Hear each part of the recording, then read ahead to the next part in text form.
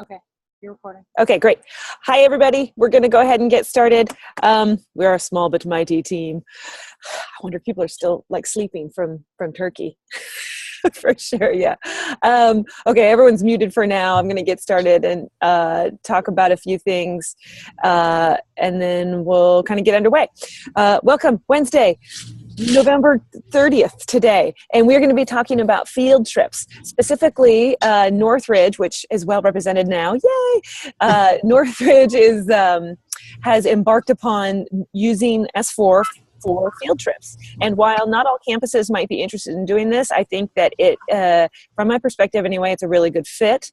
Obviously, there are the executive orders of 1064, which cover field trips and service learning, but right on the heels of 1064 is executive orders 1062, which covers field trips, which I have posted right here.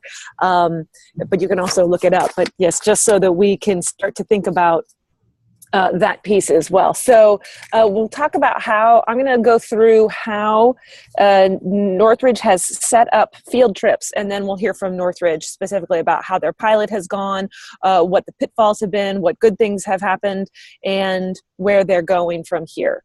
So let me just quickly switch over. I'm going to share my screen and just sort of show you what they have set up. It's pretty straightforward, I think, because it's pretty much in line with and very similar to the way our typical kind of process works, although there are a few differences and a few things that we'll probably be tweaking in the upcoming months, that we'll talk about. Just be aware the chat is open, so you're welcome to throw anything in over here at the chat message. And Brianna is my queen host, so she'll keep an eye on everything and moving the screens around and stuff. Okay, cool. So let me share my screen with you. Basically, what I'm going to do is just first log out or use an incognito window at cal/CSUN. Okay, so I'm going to go straight to Northridge's homepage. Note, oh, look at all those. Oh, look, Nicole, everyone's been so busy. Look at all those things.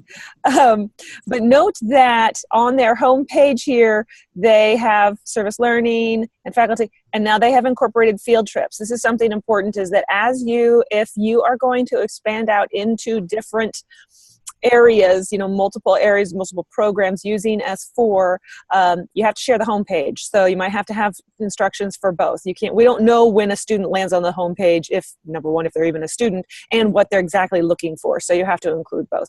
I'm going to just log in, though, as though I were a student in a course known to be taking a field trip. Now, and that is step number one. Obviously, most of us, the way we are bringing courses into Cal State S4 is through an attribute in your CMS. And this is the case also with their field trip attribute. So they have established a field trip attribute, and I'll have Tina and Bev speak a little bit more to that. So that's how they know what to bring into S4. There are different ways you can do it, but the attribute seems to be certainly the easiest. Is if you just do the attribute, then you can query against the attribute, and then it'll be brought into S4 along with your other service learning and or internships.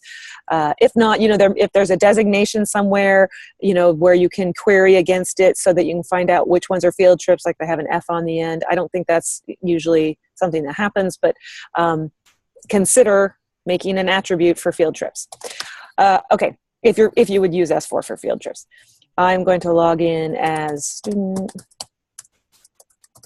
And forgive me, I didn't set this up earlier, so I'm using your basic student, and I know that your test student has been used for lots of different things, so we have a lot going on here. But basically, as is typical, number one, again, they have doubled up their messaging here, so they've got messages for service learning students and messages for field trip students. And then the courses that you're seeing here are both either a service learning course or a field trip course. In this case, the Bio 102 Concepts Lab is the field trip course. And so, but it's just in the list of very similar. We might want to break those out. We haven't talked about that. Brianna and I haven't, but we could maybe break it out or have the name of the program on the left-hand side to help with a little clarity for students. But basically, they sign up the exact same way that they would sign up for a service learning placement. They hit place. They're going to generally search by site. maybe not by opportunity if you use opportunity. The sites that are listed here, oops, that's a service, I'm sorry, that was a service learning course I did. The one that is the field trip is probably the one that says field study here, but I already placed. Yeah, we're actually having the professors do the placement, though. The students are doing their placement. Oh, good. Thank you. Yeah, that's important to, that's an important distinction, isn't it? Okay, cool. So, yeah, the field trip one is this one. Then the student has already placed, yes, Farley faculty placed the student. And then, so when the student logs in, they'll see the forms that they need to fill out over there on the right-hand side. So, in this example here with the field trip, they have placed at Bristol Salt Flats. So they can go to their placement to access the forms they need to complete, or they can complete them obviously from the pending task list on the student's main page.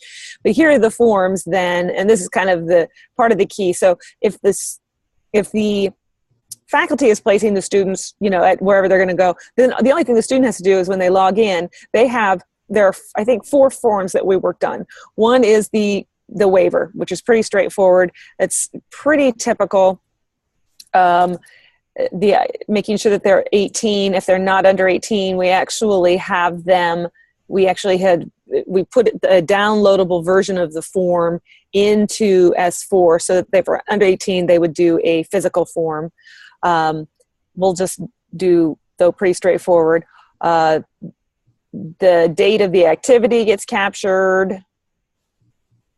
If it's the same start and end date, then it would be the same date. Obviously, this form is specific to them. They capture the department, and then, yes, I agree to all of these things, and submit this form. If they've missed something, they have to, what the activity is that they're going to be doing. There's that one. Another one is the field trip emergency contact form that they have to fill out too.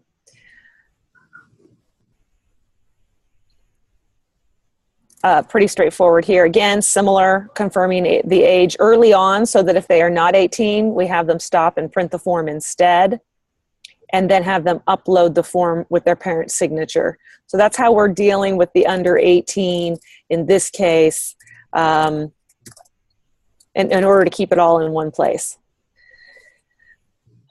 Okay, there's the emergency contact form. Now, those are required for every field trip. And so they've made this clear here. Sign up forms. Forms with gold buttons must be completed for each field trip.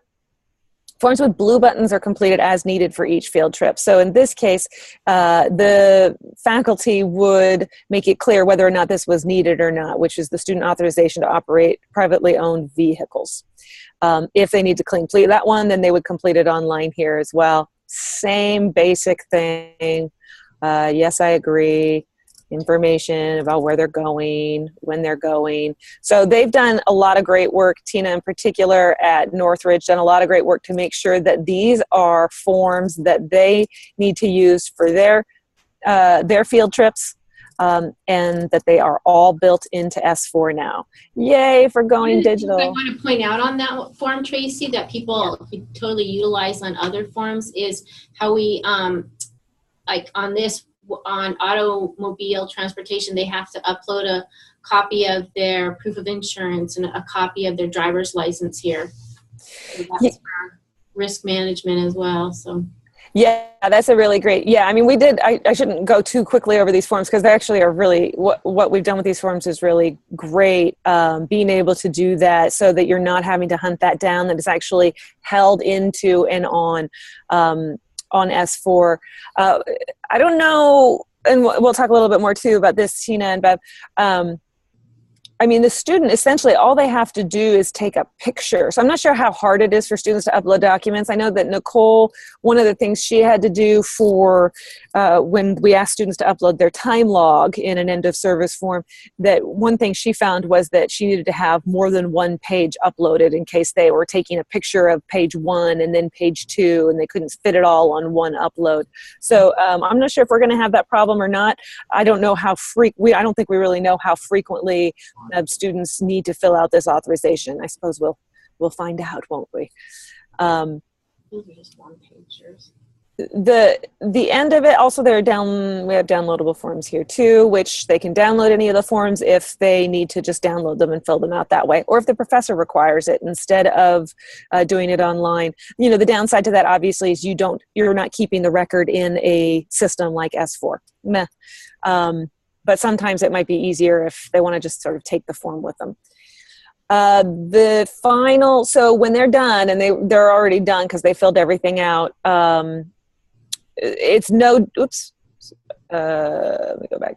It's no different than any other placement. The record is here, the forms are there, the courses are held separately in S4, they're in their own program, the forms are separate from Nicole's forms, from the service learning forms. So it's its own little unit in there.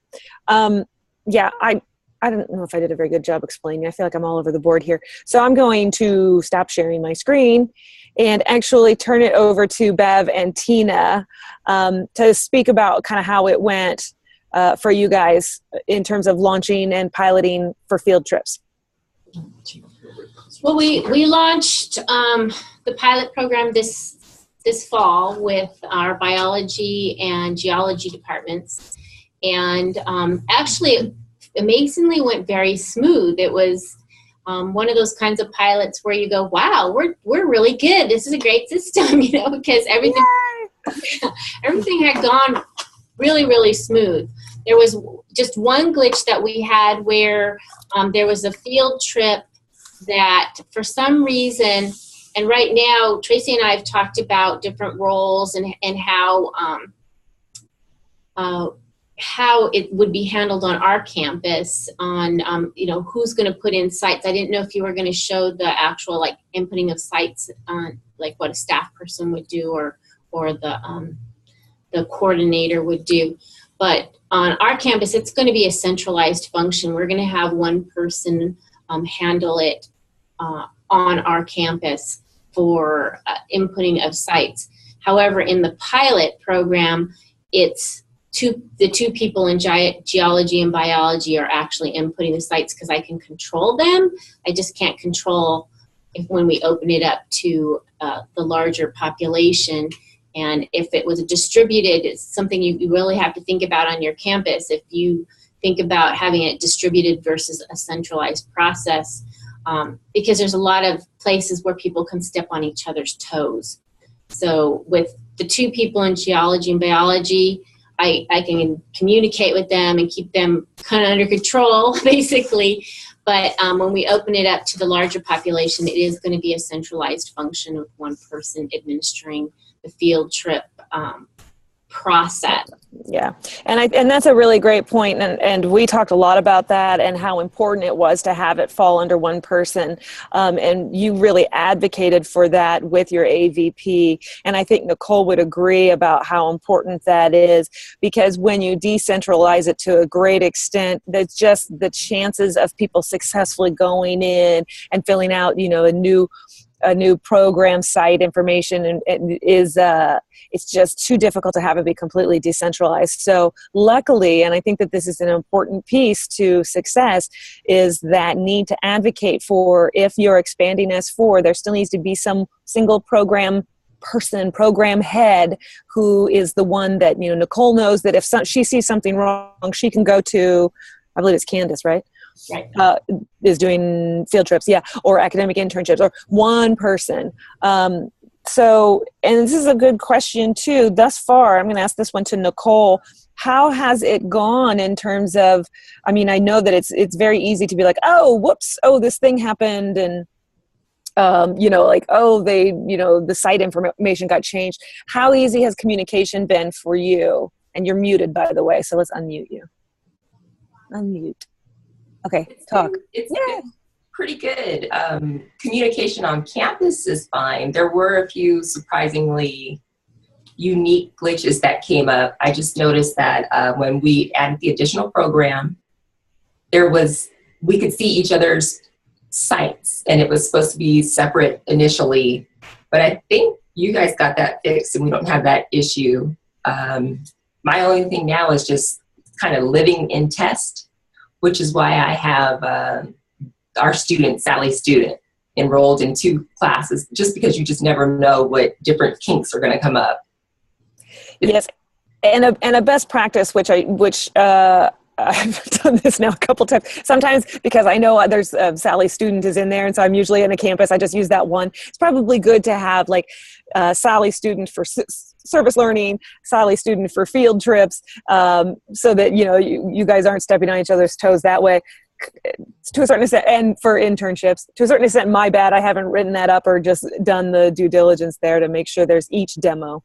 No, it's no problem. That was actually completely my fault. I did it intentionally. I have other test students, but I wanted to take one student that I can test in multiple programs, and then I want to also put that same student in the internship to see how it works when you're looking at them. If one student's enrolled in 3 programs, what's it going to look like when the community partner sees the student profile? They'll be able to see all their documents and test all that kind of good stuff.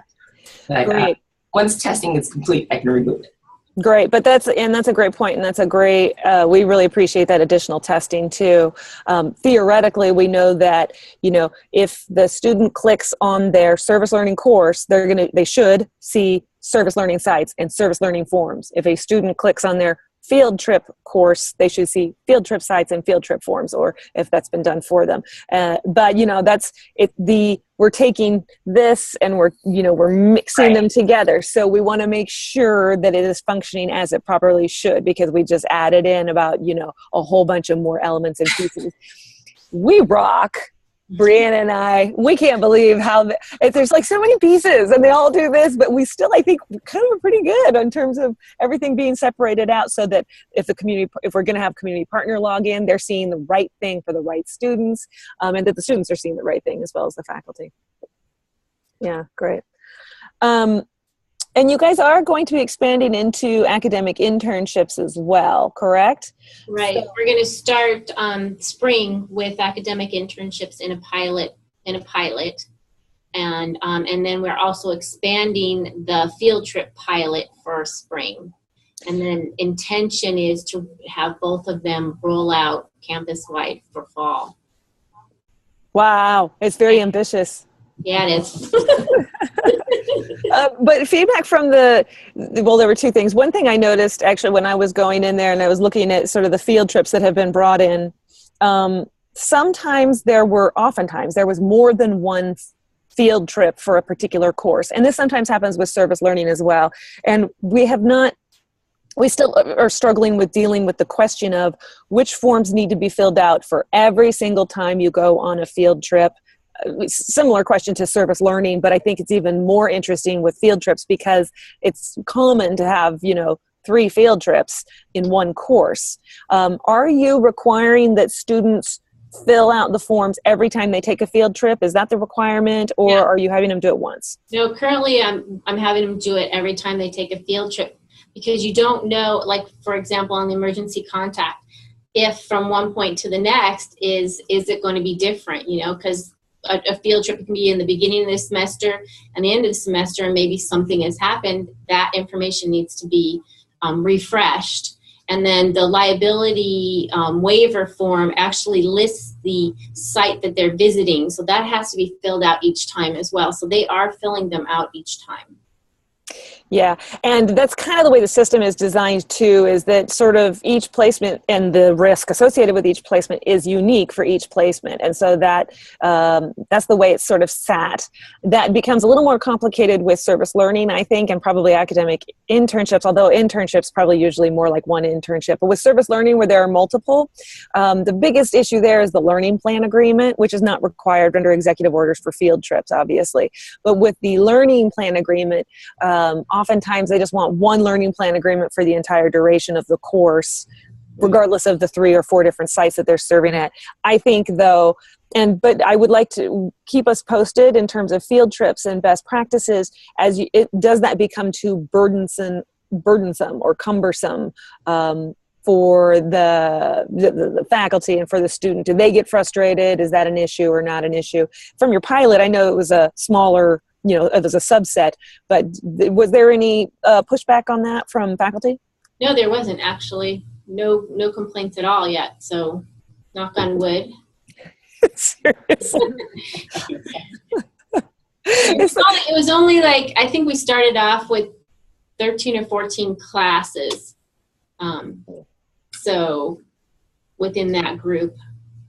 The one thing that was awesome and hilarious to me was that when we were talking to one of the faculty who had done it, that originally we had 4 forms. So there was the liability and the ones I filled out, the 2 that I filled out, and then the one for if you're going to drive. And then the third one we had, I think, was air travel one too. Air travel. And his feedback, which I think was hilarious, was just, it was like, well, some of the students just filled them all out. Like, you're not traveling in the air. You don't have to fill this one out.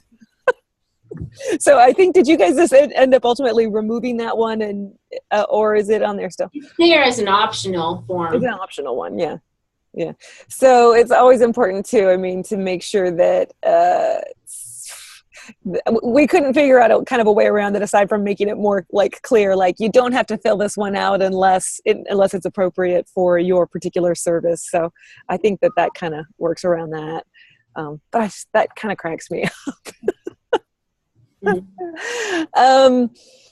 There was some of the pitfalls, because you want me to address. Yes, please do. Yeah. Some of the things that with the system that we had noticed to make it more field trip friendly was on the site screen. You haven't shown that in creating a site, but when you go in and create a site, it just asks for an address of that site. And not all of our sites have an actual address. You might be out in the middle of the Mojave Desert. So I had asked Tracy about putting a longitude and latitude field in there so that we can also address a location in that manner. Right. Yeah. So that's a good example. That's a good example. Was one thing, is that idea of latitude and longitude. We haven't incorporated that yet, and our workaround at the time was to say, well, if you need it, then put it in the description area. So that'll be something we'll want to consider. You're talking about the site address area right here. Yeah, because sometimes they're going into the middle of crazy places.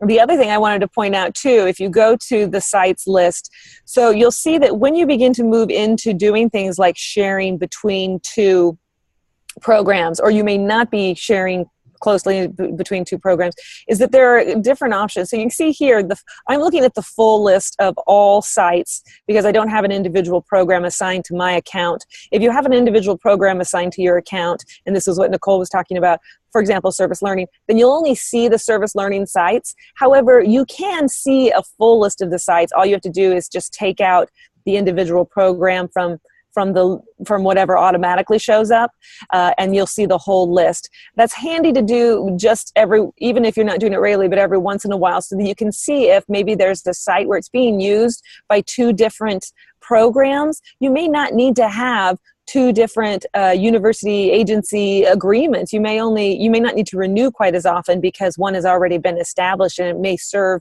both programs' purposes. The other thing to notice too is that not only can you have completely separate program sites like we've got here, so service learning, field trip, this is only field trip site. The service learning is not using this. This is for field trips. However, in other cases, for example, a program site may be shared by, for example, service learning and academic internships. So it just sort of depends on how you manage your programs on your site. There are some cases where service learning and academic internship are kept separately in the programs area of S4 for reporting purposes. However, one person is managing both of them, so they just use one program site for both programs. In other cases, for example, like with this field trip, it's going to be managed separately from the CCE office, so they really kind of keep their program sites separate because they might want to show their students something entirely different, which is like, what are they going to be doing on this field trip? So that's good to note. And again, also really important, and this speaks to the communication aspect, which is that as you start to get into multiple uses, multiple programs, multiple people with their hands on it, that importance of the parent site being the repository for a contract, so that can be accessed by multiple programs, so that sort of like this is your communication area. Notice that in the, in the parent site, you can have well, not on this one, but you can have an administrative note here that's only seen by other program administrators and not by anybody else. So it's just really important to keep those lines of communication open. Another thing, I didn't go through this one either, but another request by Field Trips, which I think is also a fair request. Where do I stop sharing my screen? Let me stop sharing my screen. During the process of sign up, even though you're not having students sign up, you're having the faculty do the placing, we ask for hours of service, which is really not that appropriate for Field Trips. So we'll probably be changing that language a little bit since it's not relevant necessarily. We would just sort of ask maybe for generally for hours. Also, oftentimes with Field Trips, it's just one day. It doesn't tend to be multiple days. So it may just be a time frame. However, we really have it set for the service to be lasting either one or multiple days. So that's just another quirk that we ran into to think about. We wanted actually hours and days choices in there because they do have multiple day trips. They do, yeah. So you wanted both. Right now we've kept it at just, if it's the day, they kind of have to fill out the paperwork as though it's the whole day. Yeah. Would you also, Tina and Bev, speak to, in terms of the attribute, and getting a field trip attribute added? Did that already exist, or did you just do it in order to be able to bring them into S4? Yeah, we created it specifically new for field trips. So we have an attribute called FTRP that we use to flag any of the courses that have field trips in our SOC, the scheduled classes. And we've created the new one for internships too, to bring in internships now. And it's the same thing we did for the service learning when we started service learning several years ago. Now with, for example, with service learning, those attributes, usually either the CCE office makes sure those are appropriately attributed to their class, or sometimes in some cases faculty do that or departments do that. With the field trip, it seems like it'd be a little bit like herding cats. Like, how do you know which courses? I mean, do you have them report to you directly, or how do you kind of do that? We have the coordinator, the scheduled classes coordinator within the departments are responsible for flagging the courses after a course has been identified as a field trip course. Oh, so they do. Northridge, we decentralize the building of the schedule out to the colleges and departments. So they're all trained to do that. And so they can put the attributes on themselves at the department or college level. That's really good to know, and that's interesting to know for some campuses for whom that's not possible. There are some for whom that is possible, and there's some for whom that's not possible. So that's just another kind of potential pitfall for those of you who might want to do this to be aware of, is that if you have a more centralized process, oftentimes this application of an attribute requires a few more hoops to jump through. They don't get to just do it themselves. So that's a good thing to know and to note. I think that is about all I have. If there are any questions, or is there anything more that you guys want to add in terms of how it's gone for you guys?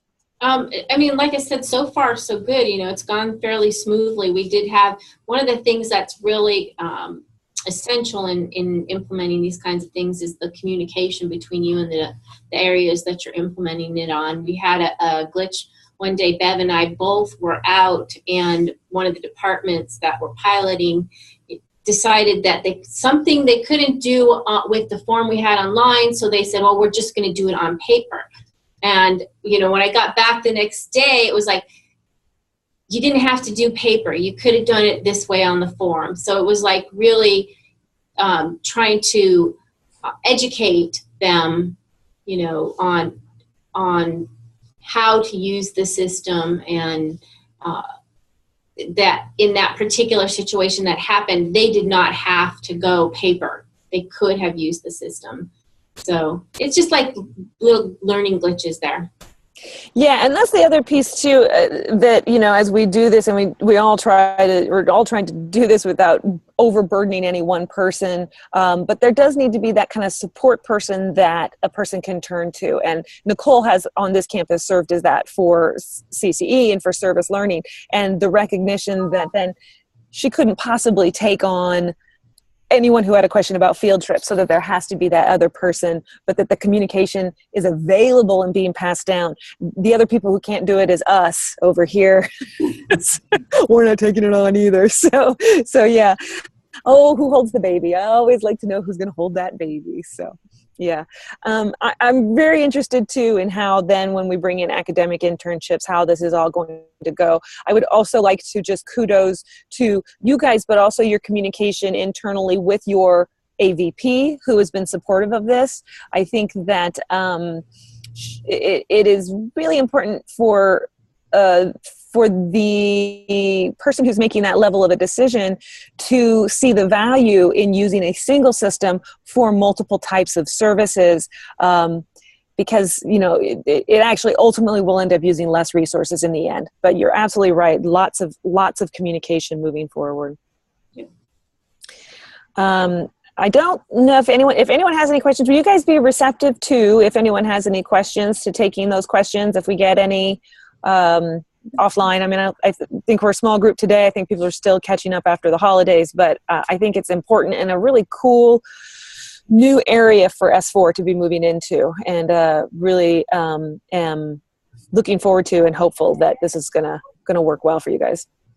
Well, and I have to say, from a campus standpoint, being able to get all of the paperwork in one place and being able to search on that. So if there is an emergency, you know, we got knowing, you know, you can query right there and see who's out in that area and be able to contact those people or those, you know, family members or whatever it might be.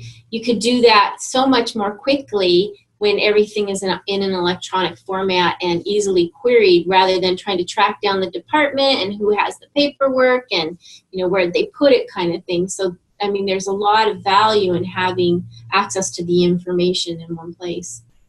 Yeah, absolutely. There is one piece to that. I'm reluctant to even bring it up, because this is something that Pomona does, which I think is pretty terrific. And this isn't for field trips, it's actually for service learning, but it's the same idea, which is what she does is, and this is on, she does this, though I think it could be more effectively built into the system at some point in the future. She takes the emergency contact information for one course, consolidates it via the forms, and sends it to the professor so that the professor does have a hard copy, but it's all just in one spot. It's for that course, for that particular placement. And then that way, if they are going somewhere like the middle of the Mojave Desert and have no access, they've got that one sheet right there. That's something that Pomona has done, and I think it's been a really interesting thing to do. I think it's even more relevant for field trips. So that's something, I see you yawning. That's something that, you know, I think might continue to be worth looking at with field trips and the emergency contact piece in particular. Cool. All right. Brianna's yawning. It's 1:36. We've got lots to do. And it's great to see everybody. Thank you very much to Northridge for sharing what you guys have been doing. I'm sure there will be more questions in the future as people continue to kind of grow S4. Next week, cross fingers, I believe that we're going to be talking about the S4 executive summary and pricing guide. I believe that will be in place, and so we'll be going over some of the pieces of information about that. Woo! As long as everything's in place by then. So that'll be next Wednesday, and hopefully everyone will have recovered from their turkey comas. Okay, thanks everybody. Have a good one. Bye.